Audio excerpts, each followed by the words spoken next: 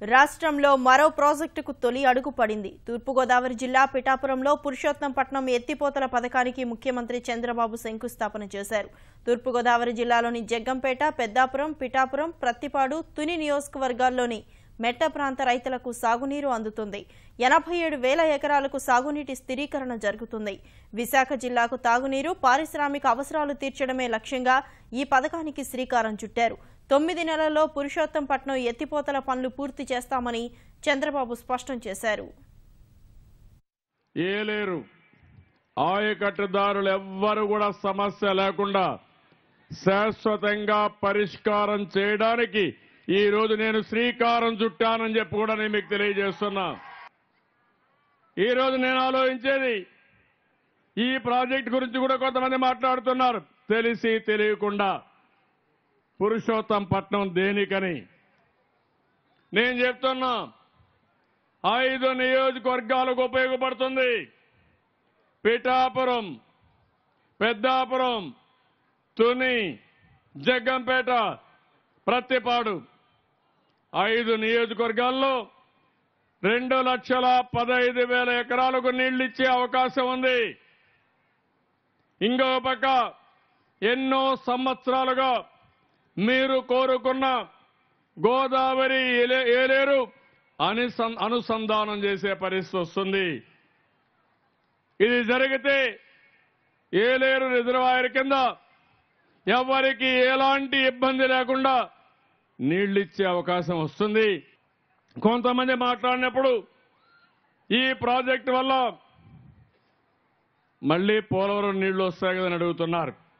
Definite గా వస్తాయి. ఇది 2 భాగాలు. ఒకటి, గోదావరి నుంచి నీళ్లు లిఫ్ట్ చేసి పోలవరం లెఫ్ట్ మెయిన్ కెనాల్ వదిలిపెట్టడం. 2, 58 కిలోమీటర్ల దగ్గర ఏలేరుకు ఇంకొక లిఫ్ట్ పెట్టి ఆ నీళ్లు ఏలేరులో పడేసి అక్కడి నుంచి నీళ్లు తీసుకోవడం, మధ్యలో నీళ్లు ఇవ్వడం, మళ్లీ ఇక్కడ పెట్టి ఆ నీళ్లు కూడా తీసుకోవడం. మొత్తం కలిసి 3,500 క్యూసెక్స్ నీళ్లు మనం లిఫ్ట్ చేస్తున్నాం. 1,400 క్యూసెక్స్ నీళ్లు ఏలేరుకు లిఫ్ట్ చేసి ఆ నీళ్లు కూడా మనం ఇచ్చే పరిస్థితి వస్తుంది.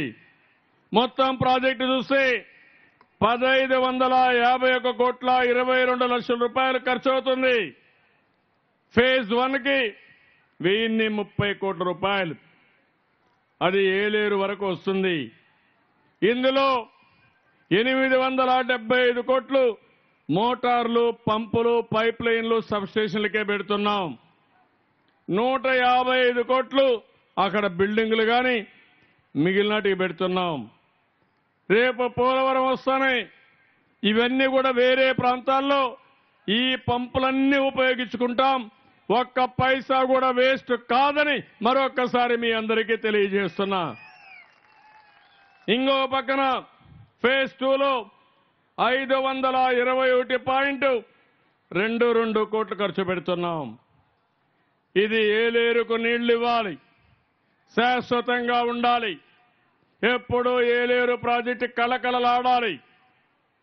గోదావరిలో 100 రోజులు ఫ్లడ్ వస్తుంది, సముద్రంలోకి నీళ్లు పోతాయి.